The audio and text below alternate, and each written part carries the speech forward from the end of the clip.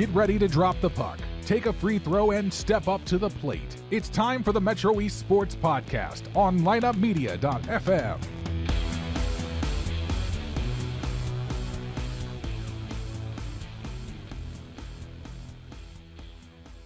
Okay, guest number 3, Integrity Spine and Joint Center, Team of the Week representative Ross Peters of Belleville East High School.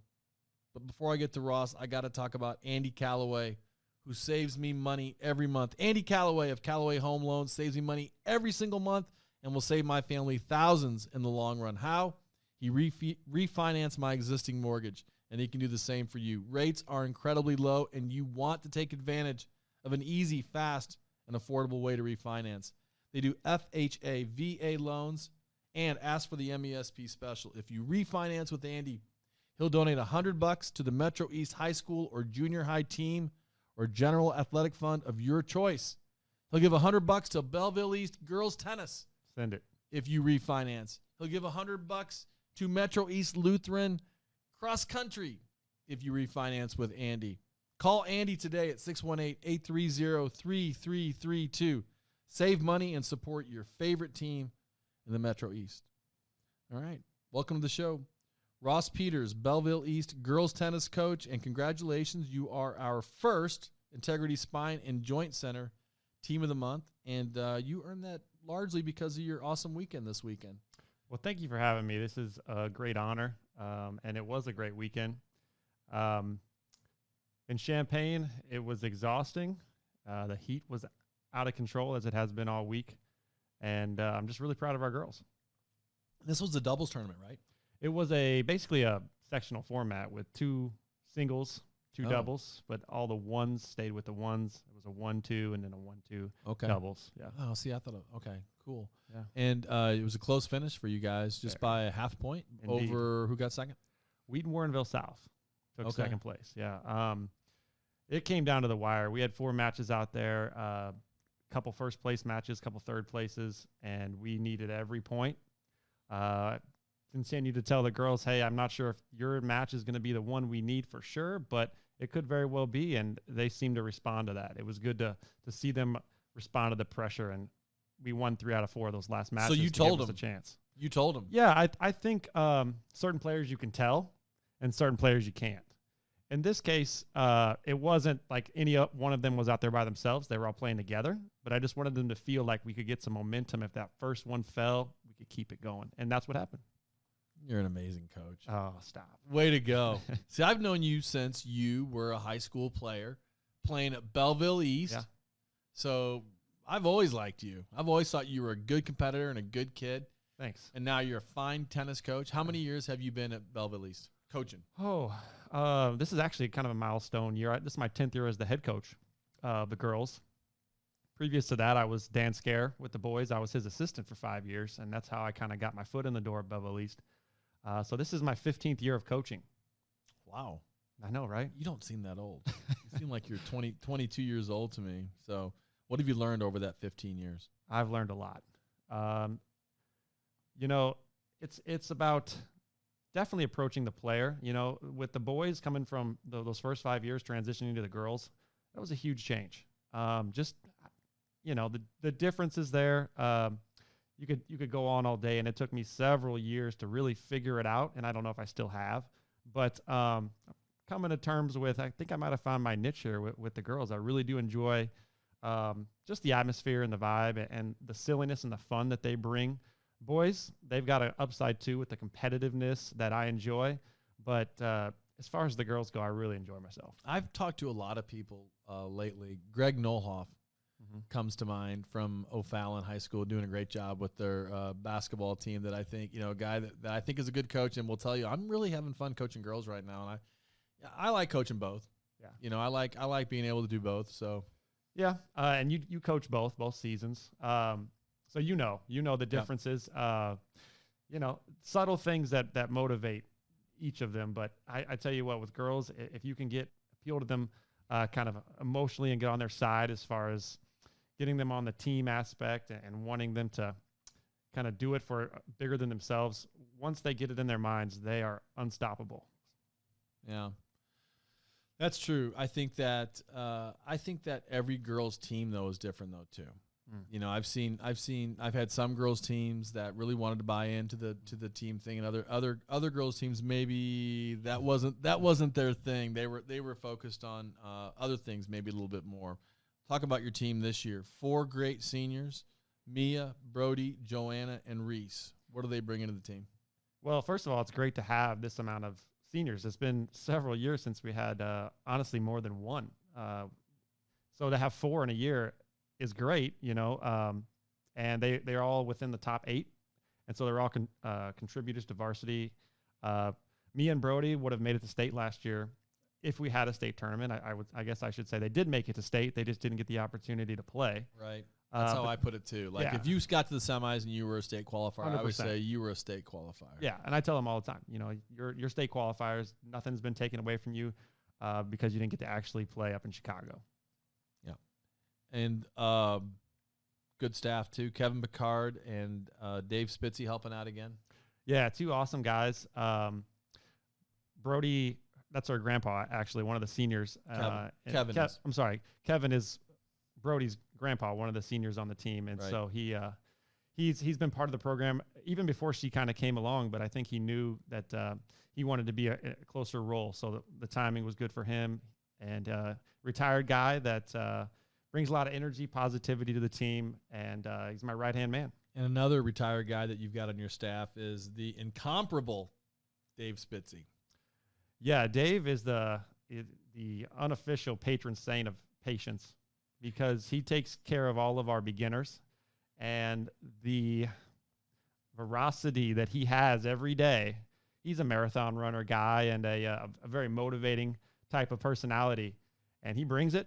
And I'll tell you what, without him, our beginners wouldn't get near as much one-on-one time. And he really does help us. And even our contributors, as far as varsity today, he's been working with them for several years. So he plays a huge role in our team and getting these girls experience. And he's also a retired accountant, and he is awesome at putting together the spreadsheets and the communication and so forth. So all the coaches locally appreciate his efforts in that regard too. You talked about having some beginners. How many kids do you have in your program this year? We got 15 this year. And the numbers are low. It seems like I've talked to several other coaches around the school, and you know, you're hoping it doesn't stay that way, but it seems like they're just low. Golf was kind of lobbying for players, you know, hey, volleyball seemed to be the only one that really had a surplus. So 15's a little bit lighter than I would like, but we have 15 girls that are out there giving it their all. That's cool. And this week was a tough week with all the heat. Oh, yeah. And this was just a brutal. We haven't been outside one day this week. No, neither have we. The athletic trainers kept us pretty much grounded. And so I don't know about you guys, but we've spent a lot of time. We spend a day-to-day just conditioning, but working on our mental side of our game, showing videos. I've had to be very creative as a coach. But after that last weekend, we kind of needed a couple days, so it kind of worked out in our favor. Don't worry about what we're doing. We're not doing anything. In fact, we're not even practicing this year, so don't even worry about us. You can just we'll show up for that one. You don't you even worry about that one coming up here in a couple weeks. But all seriousness, a lot of good competition in the area again in this fall. Who you looking forward to playing this year? Our conference is tough, and I try to be realistic with our girls as far as where we're at. I think last year we finished just ahead of Weston O'Fallon, who are extremely good competitors, always bring strong teams. Edwardsville, to Dave Life's credit, great coach. You guys don't know how lucky you are to be able to have him sit in and what he does and brings this area as far as tennis. Stop it. You know it's true. Stop it. I'm trying to keep up with you, young man. I don't know. You guys are running circles around me, and I was always just trying to keep up with Bob Keefe and Mike Thompson. And, you know, we've had so many good coaches for so many years in the Southwestern Conference. It's a tough conference every single year. It really is. There's never an easy match. Southwestern Conference speaks for itself as far as the big schools that are in it. West, O'Fallon, Edwardsville, Collinsville, Granite City dropped out. But just Alton's in there. But all schools that on any given day, if you don't show up and be prepared, you're going to get beat. And so it really is a great conference, and I put it up against with any conference around. Yeah, and it goes back years, years before you and I got started. I was a player in the conference back in the 80s for John Van Buskirk and Dick Harmon, and it goes back to J.D. Miller and Bob Keefe and a guy that you played for, Mike Thompson.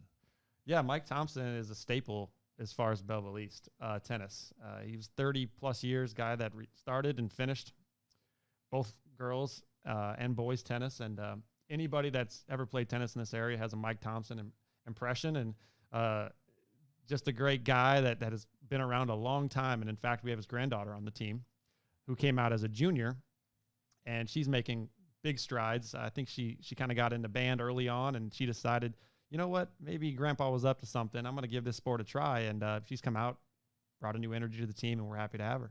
And has Mike come out? He has. That's awesome. We actually just got a new tennis building. Seen it. And yeah, it's great. Fantastic. Great addition. That's actually where we've been spending a lot of time this week.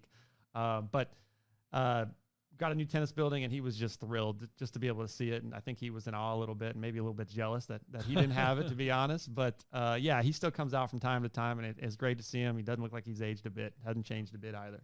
I'll tell you what I learned from Mike Thompson. To get the kids in a lot of matches, I learned that the very first year.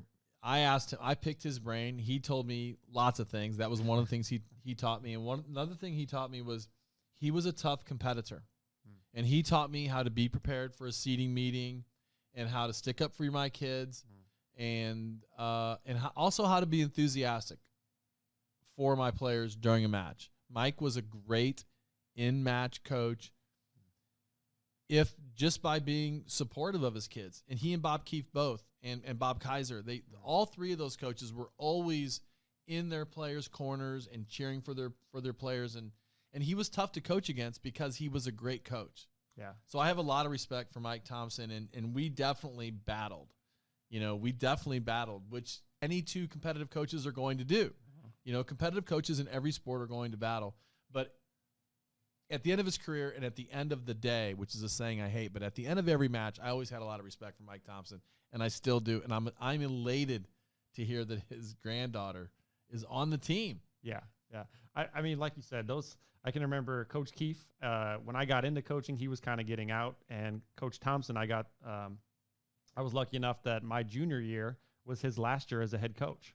So I really have seen some great coaches. And as you said, Kaiser, also when I was in high school, he was at Belleville West, he was finishing up. So it was just kind of funny to look back now that I am a coach and to see them kind of pass the torch on to the next guy and see them later in their years and hear the great stories about those guys because they're legends.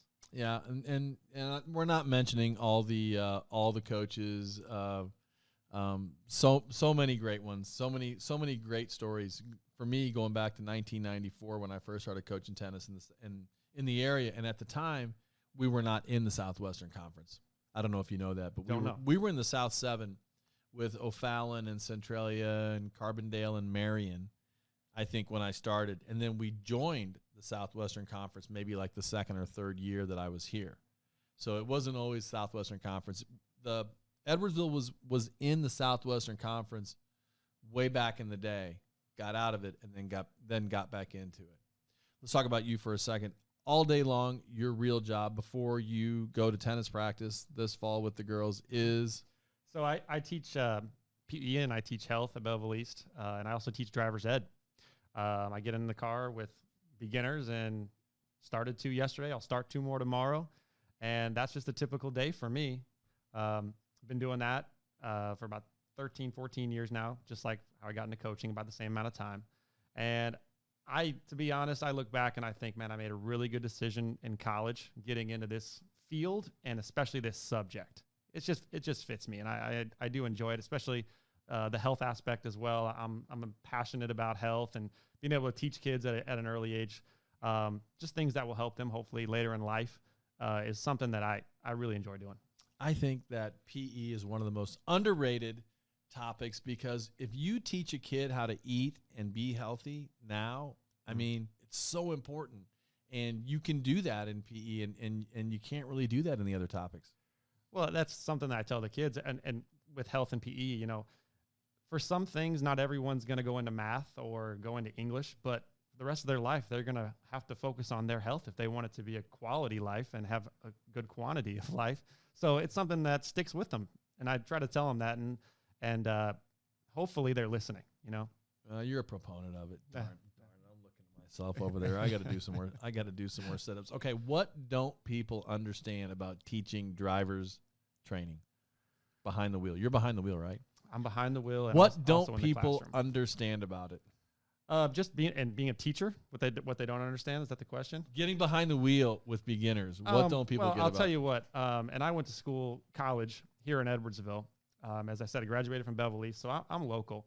But I was really prepared, because even at that time, a lot of these driver's ed guys are getting their certifications, and it's all online. They've never actually been in a car with a kid. So when it's time to get in, it's like a big deal. For me, I was in college. I didn't know anything better over at SIUE. And they gave us foreigners, so people that had never driven. On the right side of the road? They weren't so good at English, couldn't really speak it or read it as far as the signs. And they said, have at it. You get a break, and that's about it. So if you're not brave and you aren't quick with that right foot, you can be in some scary situations really quick. So I guess your question is, what don't they know? They don't know how dangerous it can be. That's what I think. How incredibly frightening. Like, I always thought, driver's training, you shouldn't even be paid for that. It's so easy. You just sit there in the air conditioning with your sunglasses on. That is the easiest job ever. And then I started teaching my kids how to drive, my children how to drive. And I thought, this is the most nerve-wracking thing I've ever done. How could you do this all day long with complete strangers? Especially, and I just felt like, if some kid doesn't get what I'm doing in the English classroom, that's fine, But if they don't get what they're doing in your classroom, you could die. You could run off the bridge. Now, knock on wood, no accidents yet in my car. However, I tell kids, like, listen, I know that you're supposed to practice, okay? It is a smart thing, but I wouldn't take you out without a break, and I've been doing this for 10 years. So until we do a few drives, maybe you should just stick to this car, and then maybe I'll give you the go-ahead before you get in the car with your parents without a break, because it is extremely scary even with the break at times. Oh. Ever challenge anybody to a drag race? Ever told a kid behind the wheel, you know what, that guy's revving his engine. I think we could take him. It's amazing what people do when they see a driver's ed car. I swear. It's like the 16-year-old in them comes out. It's like, I remember being that kid, and I'm going to scare that kid. And it's like, give me an example. Like they're all the time, tailgating, revving their engine like they want to race them. It's like, clearly we're not interested here. Honking, it really does get nerve-wracking at time for the kid, and they're gripping, white knuckles, 10 and 2, during their best, going 20 miles an hour. And the last thing they need is that guy that's going to be honking and tailgating them when there's clearly a lane to pass. I didn't realize. I didn't realize people were that stupid, but I guess I should have known. Oh, man. We're laughing, but it's not funny. Yeah. It's entertaining. I bet you want to say, "Oh, come on, we've heard it before." Oh God, it's entertaining, but at the same time, you feel bad for the poor kid. They're just trying their hardest. Probably get some tears once in a while, don't you? Heavy breathing often. It's like I got to remind them often, like, don't forget relaxation techniques. Yeah, just like you're coaching. It's exactly what I do all day. You're drive coaching. Yeah, I mean, I'm just trying to give them confidence with my hand on the wheel, telling them they're doing it. And it seems to work. By the third, fourth, fifth drive, the confidence comes around on most drivers. And it's amazing from where they start, just like in tennis. That kid that I started driving yesterday will have their license, and it's amazing. Did you know that Worldwide Technology Raceway has a teenage racing division for high school kids? I did know that. I actually know one of the kids that did it. Wow. I think his name is Ryan Hamilton, and he does really well. And I know that I think he got a shout out. I forgot which. I'm not in the NASCAR scene, but a famous driver that's local gave him a shout out and talked about how he knew him and his dad. So yeah, that's awesome. Yeah. So certain kids get in the car and they're ready to go, and right away. Other kids, Ricky Bobby. Yeah. There's no such thing as second for some kids. They get in and they've been playing video games and they got it. Other kids just, have you ever driven before? No. Golf cart? No. PlayStation? No. Okay. Well, this is going to be fun. Yeah. Wow. I got the 2 kids I started driving yesterday. Okay. Nothing. So it was a fun day. Not even a golf cart. Well, but not that even a makes golf sense cart. because you have to be 16 to drive a golf cart. So why would they have a golf? Maybe you should start with golf carts. That would be intelligent. I'm gonna have to get on my department head about that. Do they still have simulators? Not Like anymore. we sat in a those trailer things, no. in these things and like put the car into gear and like I remember that in high school. We don't have those anymore. was and they were cool. super expensive, but I bet. and they're clunky and big. Now, honestly, Xbox is way more realistic than anything Yeah. that simulator could provide. Totally. Grand Theft Auto. How many? You have kids that have never played and not even played GTA. They say they've never even driven, and I tell them that you don't get extra points for hitting mailboxes or people here. Let's be safe. Hopefully you take them out in like some kind of hot rod. Well, I wouldn't call it a hot rod. Well, I would hope you take them out in a Chrysler, Dodge, Jeep, or Ram from Cassens. If I had my pick as a sponsor, that's what I would put them in. Professional segue. That's what I would put them in if it were up to me. But hopefully you're putting them out there in something safe. Put them out there in a big old truck. We got a couple SUVs, all terrain, but we tried to stay between the lines. And then you're doing the weightlifting also and the training with your other buddy Dan Scare over there, the other tennis guru, the boys tennis coach at Belleville East, and he's a good guy too. Yeah, shout out to Dan Scare. That's again, my senior year was his first year as a head coach at Belleville East in 2003, and strangely enough, we've gone full circle because I've been his assistant. He had a daughter on the team that graduated a couple years ago, JoJo Scare. And so he joined my coaching staff, and so he became my assistant. And so we've certainly come full circle, and a lot of my coaching style I've definitely developed from Dan watching him. I think Dan epitomizes just being cool. I mean, he's always just kind of laid back, in my opinion. He tries hard. He's a good coach. But I think Dan keeps it in perspective as well as any of us. And former St. Louis District Tennis Family of the Year, the Scare family. His son, of course, playing in Ohio. Toledo, University of Ohio. Max Scare. Toledo. Yeah. Max is a great player there as well, and he's had 4 kids that were good players. I'll give him credit because he's seen both sides as far as being a parent and being a coach. And he always asked me pretty forcibly, because it was a big deal to him, hey, if my kids are doing something, I want to know about it. I don't want them to feel like they have any kind of advantage because I am the coach. And I always respected that. And he was always a father first, but he was a great coach as well to those kids. He and I talked a lot because Max and Seth, my son, are the same age, and we had very similar experiences coaching our kids. You know, it's difficult. Yeah, you've done it. It's difficult. It's hard. I mean, but you love your kids and you want what's best for them and you're happy, but there's like a special level of pain too. You know, it's just like when you coach other kids and they don't listen, it hurts. But when your own kid doesn't listen, it's hard to explain, but there's like a special level of like anger or pain, but I don't know. Seth only hit a ball at me once during practice, so we got along pretty good for the most part. Well, congratulations, Ross and the Belleville East Tennis Girls, on your award, Integrity Spine and Joint Center Team of the Month. And you said you know Dr. Langston? I do know Dr. Langston. I had some, strangely enough, I had tennis elbow, but it wasn't tennis related. Can you believe that? Typing? No, just wear and tear, weightlifting. Really? And after a while, I don't know if it was the grip or what it was, some real pain. Went to Dr. Langston. And honestly, this was after I went to other chiropractors, and he fixed me. Hadn't seen him for a while, but that's usually a good thing. But yeah, Dr. Langston, great guy. I've golfed with him. He fixed me, and appreciate him being a sponsor. He's a great guy. Yeah, he does good work with the show too. All right.